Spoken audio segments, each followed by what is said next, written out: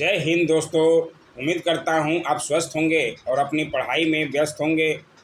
चाहे आप इंटरव्यू के इंतज़ार में हैं, इंटरव्यू की तैयारी करना चाहते हैं, या शिक्षक अभ्यर्थी हैं और 69 बीपीएससी वाले हैं, तो सबके लिए ही बहुत ही इम्पोर्टेंट उनके लिए रामबाण लेकर आया हूँ दोस्तों। बिहार राज्य, इसके बारे में आपको पूरी जानकारी होनी ही चाहिए, है ना।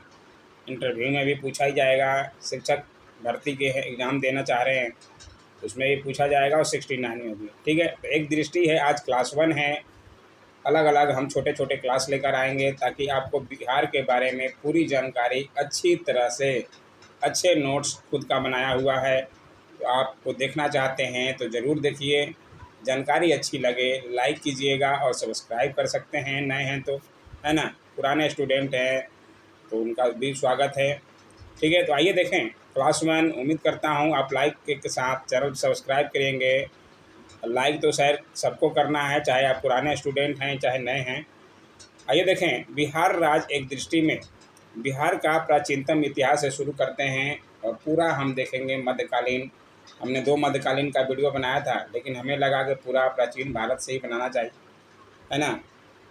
तो प्राचीन बिहार के बारे में भी जानकारी पूरी होनी चाहिए, क्योंकि बिहार से तो प्रश्न बनेगा ही दोस्तों। ठीक है, तो आइए देखें, ज़्यादा समय नहीं गुजारते हैं। बाकी आप खुद समझदार हैं, समझ सकते हैं कि प्रश्न यहाँ से पूछेगा या नहीं पूछेगा। बिहार के प्राचीन इतिहास जानने के स्रोत जानते हैं, ठीक है ना। पूरा हमने खुद के नोट बनाया है, इसलिए हम पढ़ के बताएंगे। तो आप ये मत कहिएगा कि आप पढ़ पढ़ के बताते हैं, है ना। बहुत लोग जो हैं जो पढ़ना नहीं चाहते, फालतू फालतू के कमेंट करेंगे, और पढ़ने वाले स्टूडेंट कभी कमेंट नहीं करते दोस्तों। किसी की सराहना ही करेंगे, अच्छा है तो अच्छा ही बोलेंगे, ठीक है ना। बिहार में पुरातात्विक स्थलों के उत्खनन से पुरातात्विक अवशेष प्राप्त हुए हैं, जिनसे बिहार का प्राचीन इतिहास जानने का महत्वपूर्ण साक्ष्य मिलता है। आप अपने अनुसार नोट्स बनाइएगा। उम्मीद करता हूँ आप ज़रूर बना रहे होंगे अगर तैयारी कर रहे हैं तो। पूरा पाषाण काल एवं लघु पाषाणकालीन सामग्री जो है कहाँ से मिलती है, तो ये मुंगेर से प्राप्त होती है। उत्तर पाषाण काल से संबंधित सामग्रियाँ दक्षिणी मुंगेर और चिरांद, जो कि सारण जिला में पड़ता है, से प्राप्त होती है। ये सारे इम्पोर्टेंट हैं, आप नोट कर लीजिएगा, बहुत बार सवाल पूछा जाता है ना। मौर्यकालीन इतिहास के महत्वपूर्ण साक्ष्य जो है कुम्हरार से प्राप्त अवशेष हैं, और बराबर एवं नागार्जुनी पहाड़ियों की गुफाओं में भी मौर्य काल के इतिहास की जानकारी उपलब्ध होती है। मौर्य काल आगे पढ़ाया जाएगा तो आपको पूरी जानकारी ऐसे भी हो जाएगी, लेकिन यहाँ इतिहास के बारे में हम बता रहे हैं कि बिहार के बारे में इतिहास कहाँ से जानकारी मिलती है, ठीक है ना। बराबर एवं नागार्जुनी पहाड़ियों में अशोक के बारे में आपको जानकारी मिलेगी, उनके पौत्र दशरथ के बारे में, ठीक है। अशोक के अभिलेख जो है कुम्हरार, वैशाली, लौरिया नंदनगढ़, लौरिया अरेराज एवं रामपुरवा से प्राप्त हुए हैं। तो ये भी बहुत इम्पोर्टेंट है और सवाल बनता है। मैंने अभी हाल ही में आपसे पूछा था सवाल, ठीक है ना, बहुत लड़कों ने सही जवाब दिया, ठीक है। बिहार में अवस्थित गुप्तकालीन नालंदा विश्वविद्यालय, जिसका विध्वंस किसने किया था, सबको बार बार बताया गया है। बख्तियार खिलजी द्वारा ये ख़त्म कर दिया गया था, नालंदा विश्वविद्यालय का जला दिया गया था। और पालकालीन विक्रमशिला विश्वविद्यालय के पुरावशेष भी अपने अपने इस समय के इतिहास संबंधी प्रमाणिक स्रोत हैं, ठीक है। बिहार से आहत सिक्के, आज पहला वीडियो है तो पूरा लगभग विस्तृत लेकर आए हैं। बिहार से आहत सिक्के पटना, पूर्णिया क्षेत्रों से प्राप्त हुए हैं, जो संभवतः 6ठी शताब्दी ईसा पूर्व से 2री शताब्दी ईसा पूर्व के मध्य जारी किए गए थे। कहाँ, पटना और पूर्णिया क्षेत्रों से प्राप्त हुए हैं। बिहार का प्राचीनतम वर्णन अथर्ववेद में मिलता है। ये इम्पोर्टेंट लाइन है, इसे ज़रूर ध्यान रखिएगा, ठीक है। और प्री एग्जाम ट्रेनिंग चैनल को सब्सक्राइब कर सकते हैं। विदेशी यात्रियों के विवरण जिनसे बिहार के इतिहास पर प्रकाश पड़ता है, उसमें मुख्य हैं मेगास्थनीज की इंडिका, जो कि चंद्रगुप्त मौर्य के समय में ही आए थे, ठीक है। आगे चंद्रगुप्त मौर्य के बारे में पढ़िएगा, मौर्य काल को पढ़िएगा तो आपको आगे पूरी जानकारी होगी। फाहियान का यात्रा वृत्तांत, वेनसंग का यात्रा वृत्तांत, और तिब्बती इतिहासकार लामा तारानाथ द्वारा रचित इतिहास, और सांदकर नंदी द्वारा लिखित रामचरित आदि के बारे में हमें जानकारी मिलती है बिहार के बारे में।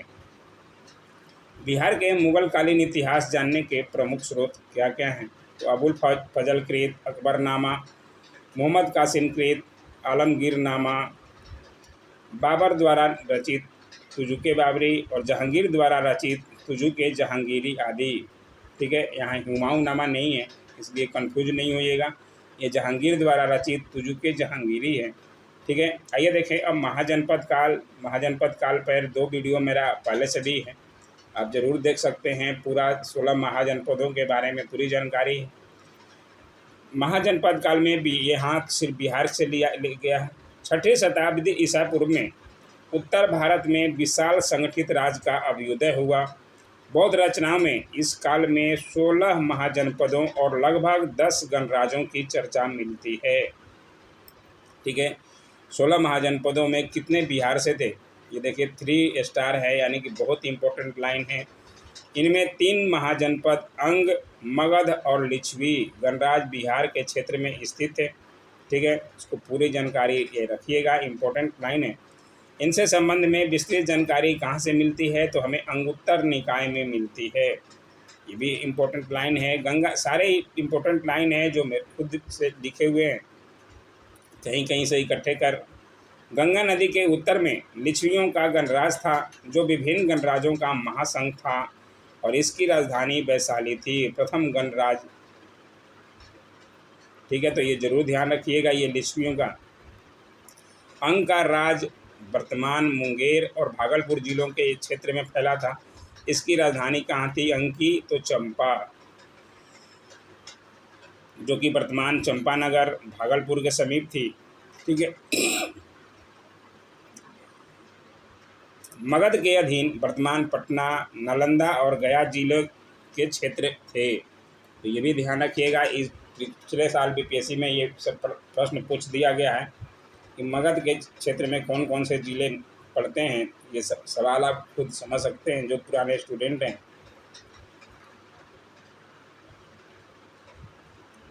इसकी राजधानी गिरिव्रज तथा राजगिरी वर्तमान राजगीर में थी, जो कालांतर में स्थानांतरित होकर पाटलिपुत्रा हो गई थी।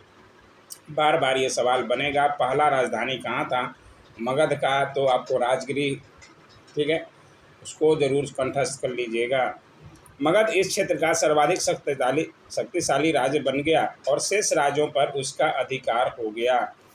तो ठीक है, ये था आज का पहला वीडियो। आगे अगला वीडियो में हम मगध साम्राज्य का उत्कर्ष के बारे में लाएंगे, जहाँ हर्यक वंश की स्थापना होगी, बिंबिसार, अजातशत्रु के बारे में पढ़ने को मिलेगा। ठीक है, और ऐसे ही वीडियो के लिए लाइक, शेयर, कमेंट्स और सब्सक्राइब जरूर किया कीजिए दोस्तों, सपोर्ट जरूर किया कीजिए। ठीक है, thanks for watching my YouTube channel.